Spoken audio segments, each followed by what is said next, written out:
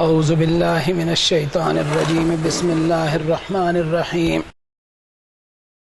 الحمد للہ الذی انزل علی عبدہ الکتاب ولم یجعل لہ عوجا الحمد للہ نحمدہ ونستعینہ ونستغفرہ ونؤمن بہ ونتوکل علیہ ونعوذ باللہ من شرور انفسنا ومن سیئات اعمالنا من يهده الله فلا مضل له ومن يضلل فلا هادي له ونشهد ان لا اله الا الله وحده لا شريك له ونشهد ان سيدنا ونبينا محمدا عبد الله ورسوله ارسله كافة للناس بالحق بشيرا ونذيرا وداعيا الى الله باذنه وسراجا منيرا۔ اللہ تعالیٰ کی وحدانیت، اس کی حمد اور تعریف اور اس کی توصیف بیان کرتے ہیں کہ وہ ایک اکیلا خالق اس جہاں کا، باقی سب اس کی مخلوق، وہ ہر عیب سے پاک، کوئی اس کا والد نہیں، اس نے کسی کو اولاد نہیں بنایا اور اسے کسی اولاد کی یا وارث کی کوئی ضرورت نہیں، ہر شے سے پہلے وہ اور ہر شے کے بعد وہی۔ اس دنیا میں اگر کوئی موجود ہے تو اس بات کی دلیل ہے کہ اسے کسی نے اس جہاں میں پیدا کیا ہے اور لازماً اسے اس دنیا سے واپس جانا ہے۔ اگر کوئی لافانی اور لاسانی ہے تو وہ رب ہی ہے جو اپنے آپ میں اکیلا اور واحد ہے۔ خلق السماوات بغیر عمد ترونہا، اس نے پیدا کیا، کریٹ کیا آسمانوں کو بغیر کسی ستون کے، بغیر کسی سپورٹ یا پلرز کے۔ وَأَلْقَى فِي الْأَرْضِ رَوَاسِيَ أَن تَمِيدَ بِكُمْ، اور زمین پر پہاڑوں کو کھڑا کر دیا کہ امبیلنس ہو کر یہ زمین دھس نہ جائے۔ اور وَبَثَّ فِيهَا مِن كُلِّ دَابَّةٍ وَأَنزَلْنَا مِنَ السَّمَاءِ مَاءً فَأَنبَتْنَا فِيهَا مِن كُلِّ زَوْجٍ كَرِيمٍ، اور زمین پر ہر قسم کے جاندار اور موونگ کریچرز پھیلا دیے، اور نازل کیا آسمان سے پانی جس سے سنسار کے مالک نے زمین سے ہر قسم کے نوبل کریچرز کو بطور سسٹیننس اگوایا۔ اور یہ ساری قدرتیں انسان اپنی نگاہوں سے دیکھ رہا ہے لیکن اپنے مالک کو پہچانتا نہیں۔ ساتھ ہی ساتھ ہم یہ بھی گواہی دیتے ہیں کہ جناب محمد الرسول اللہ صلی اللہ علیہ وسلم اللہ کے بندے اور آخری نبی اور آخری رسول ہیں، جن پر رب تعالیٰ نے اپنا آخری میسج قرآن مجید نازل فرمایا، ایسی نورانی کتاب جس میں قیامت تک آنے والی انسانیت کے لیے ہدایت موجود ہے۔ اور یہ اللہ تعالیٰ کا انسانیت پر ایک عظیم الشان فضل ہے۔ وَأَنزَلَ اللَّهُ عَلَيْكَ الْكِتَابَ وَالْحِكْمَةَ وَعَلَّمَكَ مَا لَمْ تَكُنْ تَعْلَمْ، کہ نازل کیا ہم نے تجھ پر ایسی کتاب جو حکمت سے بھرپور ہے، اور اس کتاب پر اگر تو جمع رہے گا تو حکمت اور وزڈم کے سارے دروازے اور ساری راہیں تجھ پر اللہ جاری رکھیں گے، اس لیے کہ یہ وہ کتاب ہے جس کو تو نے اپنے سر پہ تو رکھا۔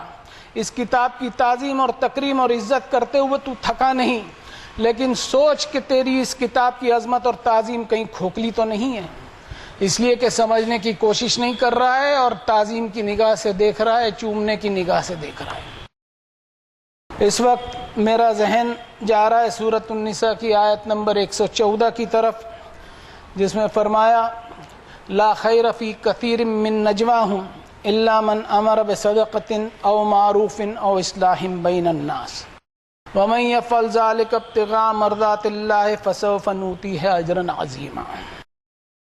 آیت کا جو پہلا حصہ ہے اس پہ غور کیجئے، لا خیر فی کثیر من نجواہم، اس چھوٹے سے حصے پر غور کریں تو یہ حصہ ہماری سوشل محفلیں جن جن بنیادوں پر بیٹھتی ہے اور ہر سوشل کام جن جن مقصدوں پر ہوتے ہیں، اس میں خیر اور پازیٹیو رزلٹ کیوں برآمد نہیں ہوتے، ایک کوسچن مارک لگاتی ہے یہ آیت۔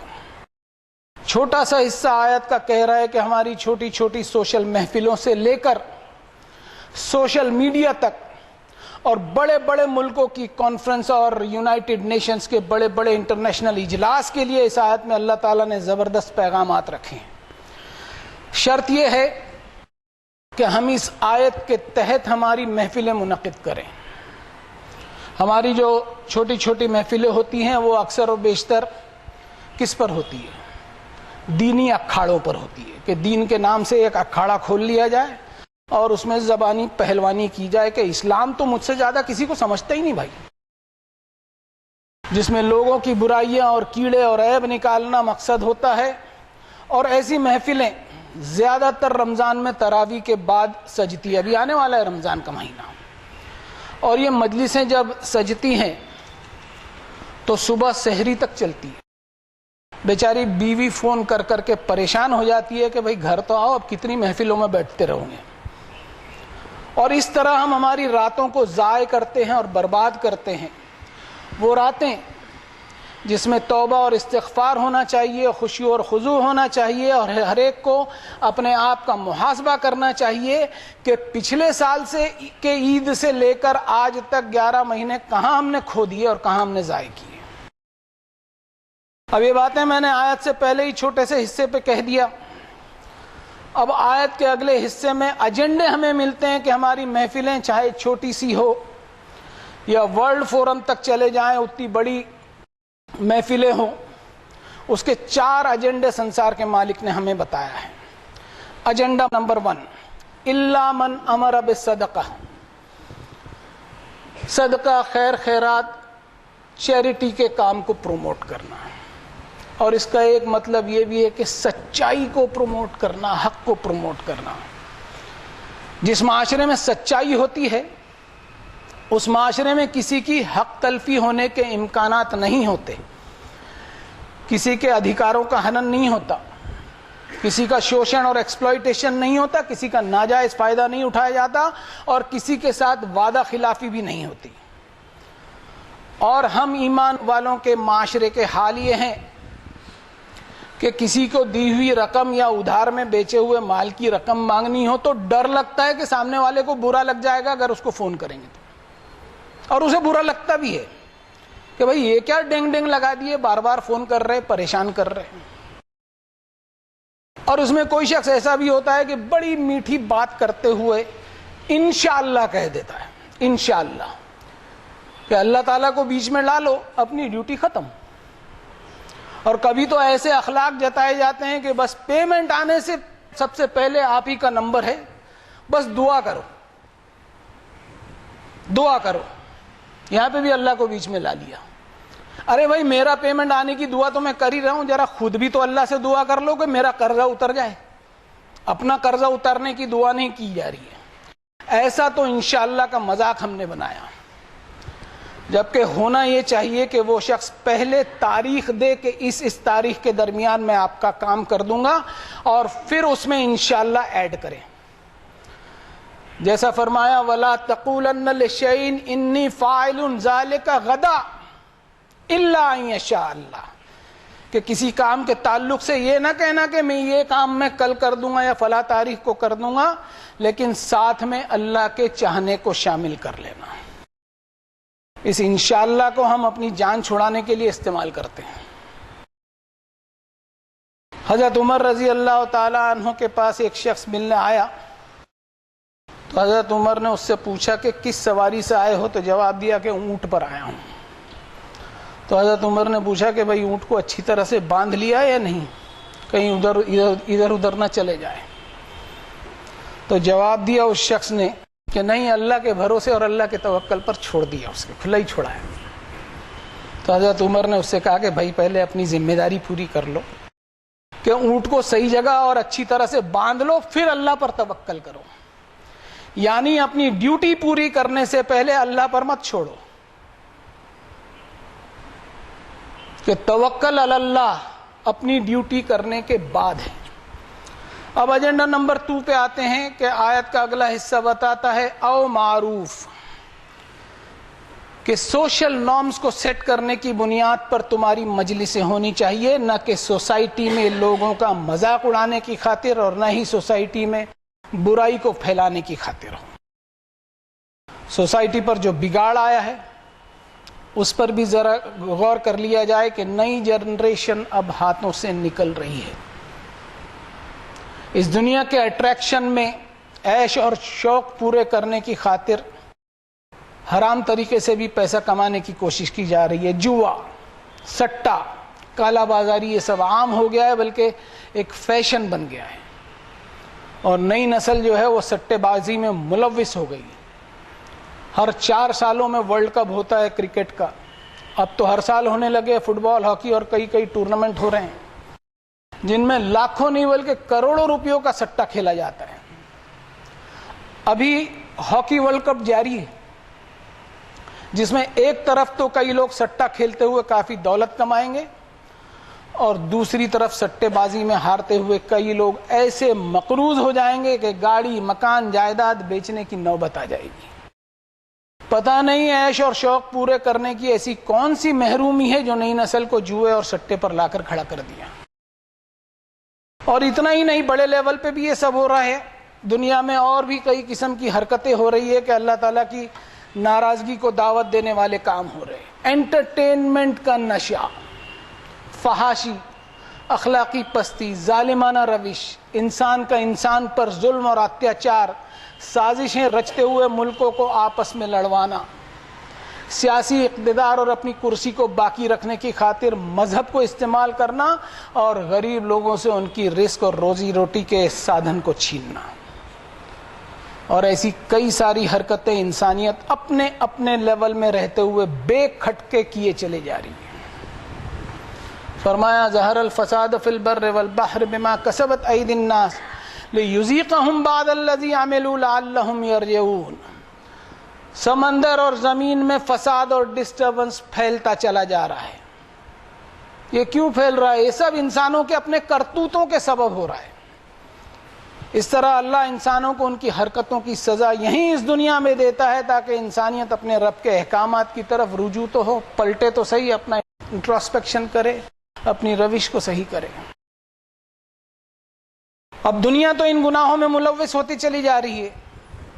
سوال اٹھتا ہے کہ اس میں ہمارا کیا رول ہونا چاہیے؟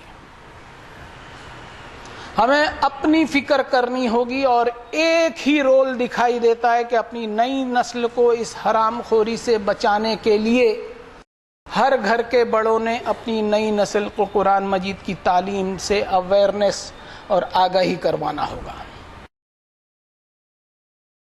غفور سر کہا کرتے تھے کہ آج ہماری کمائی سے ہمارے بچوں کی پڑھائی ہو رہی ہے. ایک دور آئے گا کہ ہمارے بچوں کی کمائی سے ہماری دوائی آنے لگے گی، اس وقت وہ اسلام سے بہت دور چلا جا چکا ہوگا، اس کو لوٹانا مشکل رہے گا.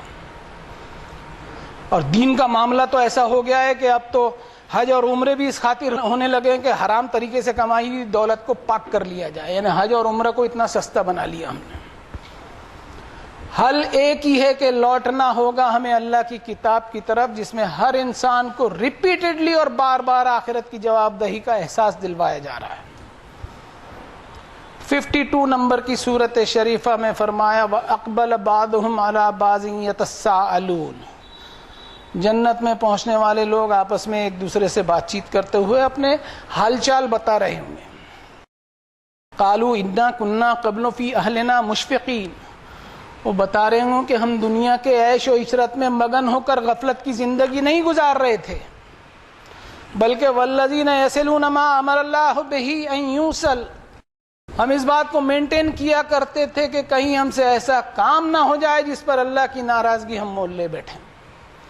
اور وَيَخْشَوْنَ رَبَّهُمْ وَيَخَافُونَ سُوءَ الْحِسَابِ. ہر وقت ہمیں یہ دھڑکا لگا رہتا تھا کہ کہیں ہمارا رب ہم سے بری طرح حساب نہ لے لے. انہی باتوں کو مد نظر رکھتے ہوئے ہم اپنے گھر والوں کے بیچ اللہ کی خشیت اور اس کے خوف سے لرزتے ہوئے ہم نے اپنا جیون گزارا. اور ہمیں فکر ہوتی تھی کہ ہماری اولاد اور ہمارے بال بچوں کی آخرت کہیں برباد نہ ہو جائے. تو اس کا انعام کیا ملا؟ فمن اللہ علینا ووقانا عذاب السموم. تو اللہ نے ہم پر احسان فرمایا کہ ہمیں آگ کے تھپیڑوں والی جہنم سے ہمیں بچا لیا. ایک حدیث بتاتا ہوں، کامل مسلم کون ہے؟ کامل مسلم کون ہو سکتا ہے؟ اس کے بارے میں ایک حدیث ہے، اتق المحارم تکن عابد الناس. حرام سے بچ جا تو سب سے بڑا عبادت گزار ہوگا. وَأَرْضَ بِمَا قَسَمَ اللَّهُ لَكَ تَكُنْ أَغْنَى النَّاسِ، اللہ نے جو تیرے نصیب میں لکھ دیا ہے اس پر راضی ہو جا، تو سب سے زیادہ مالدار ہوگا۔ وَأَحْسِنْ إِلَىٰ جَارِكَ تَكُنْ مُؤْمِنًا، اپنے پڑوسی کے ساتھ اچھا برتاؤ کر تو مومن ہوگا۔ وَأَحِبَّ لِلنَّاسِ مَا تُحِبُّ لِنَفْسِكَ تَكُنْ مُسْلِمًا، جو تو اپنے لیے پسند کرتا ہے وہ لوگوں کے لیے بھی پسند کر، تو کامل مسلم ہوگا۔ اور فرمایا وَلَا تُكْثِرِ الضِّحْكَ فَإِنَّ كَثْرَةَ الضِّحْكِ تُمِيتُ الْقَلْبَ، انٹرٹینمنٹ کے نشے میں اتنا ملوث نہ ہو جا کہ تیرا دل ہی مردہ ہو کر رہ جائے۔ اب آتے ہیں ایجنڈا نمبر 3 پہ۔ آیت میں فرمایا او اصلاح بین الناس، کہ انسانوں کے بیچ دنیا میں اصلاح کے کام ہو، ریفارمیشن کے کام ہو، ایسی اصلاح جس میں ہیومن ڈیولپمنٹ ہو، انسانی پریشانیاں دور ہو۔ ہم دیکھیں کہ اس دھرتی پر انسان ہی ایسا پرانی ہے جس کی وجہ سے یہ دھرتی کا نظام بگڑتے چلے جا رہا ہے۔ دنیا بھر میں ترقی کے نام پر اربن ڈیولپمنٹ تو ہو رہے ہیں، لیکن انوائرمنٹ کا ویسا خیال نہیں رکھا جاتا جیسا رکھا جانا چاہیے، کہ کس ڈیولپمنٹ کے کرنے سے اس کے کیا سائیڈ ایفیکٹس ہوں گے اور قدرتی نظام میں کیا بگاڑ آئے گا، اس کا دھیان نہیں رکھا جاتا۔ ہاں ایک بات کا ضرور دھیان رکھا جاتا ہے، وہ ہے دھن دولت اکٹھا کرنے کا دھیان۔ کہ دنیا ایسے شرک میں مبتلا ہو گئی کہ اللہ کے ساتھ شرک کر لو کوئی فرق نہیں پڑتا، اللہ کے ساتھ شرک کر لو کوئی فرق نہیں پڑتا، دھن دولت اور اپنی پوزیشن کے ساتھ شرک بالکل نہیں چلتا لوگوں کو۔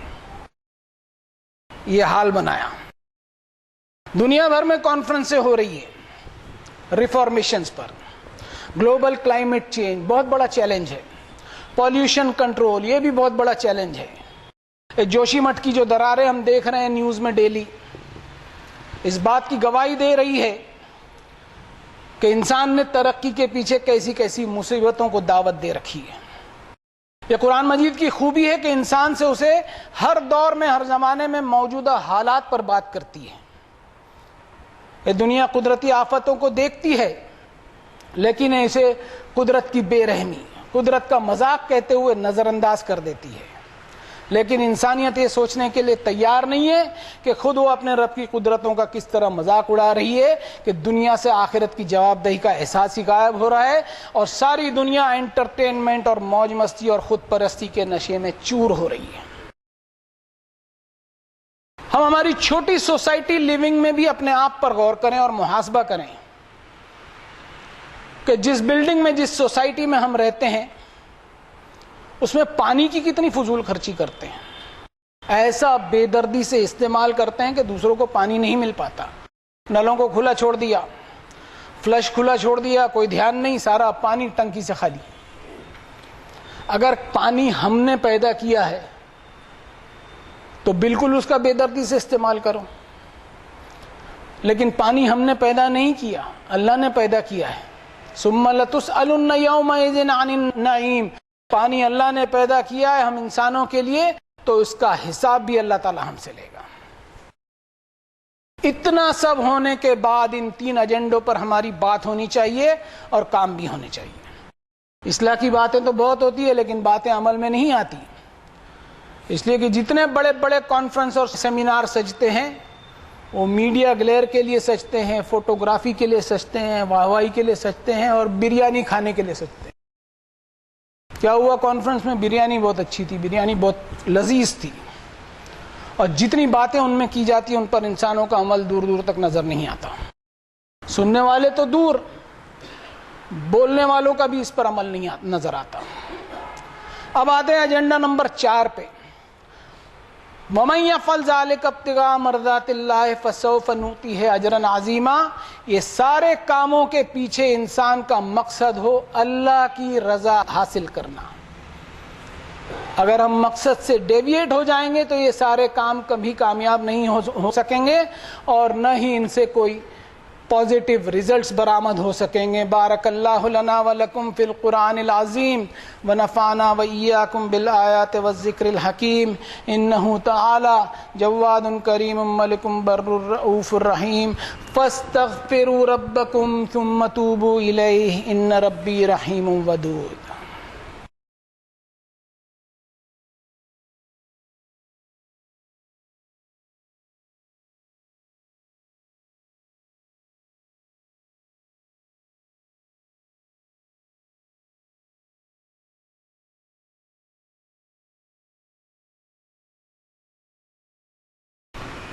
الحمد للہ وحدہ والصلاة والسلام علی من لا نبی بعدہ۔ اعوذ باللہ من الشیطان الرجیم، بسم اللہ الرحمن الرحیم۔ ان اللہ وملائکتہ یصلون علی النبی یا ایہا الذین آمنوا صلوا علیہ وسلموا تسلیما۔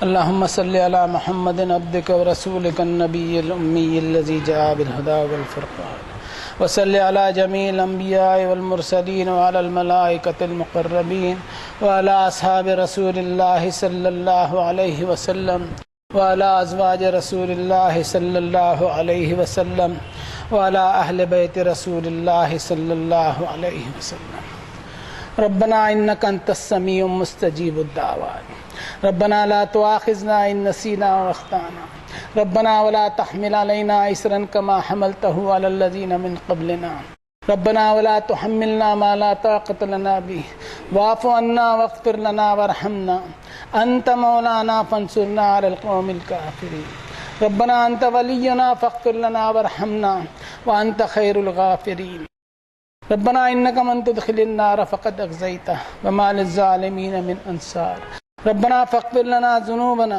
وكفر عنا سيئاتنا وتوفنا مع الأبرار، اللهم أيد الإسلام والمسلمين، اللهم انصر من نصر دينك الذي جاء به محمد صلى الله عليه وسلم واجعلنا منهم، اللهم أرنا الحق حقا وارزقنا اتباعه وأرنا الباطل باطلا وارزقنا اجتنابه، اللهم أرنا الأشياء كما هي، اللهم هين علينا سكرات الموت، اللهم اخرجنا من الظلمات الى النور برحمتك يا ارحم الراحمين۔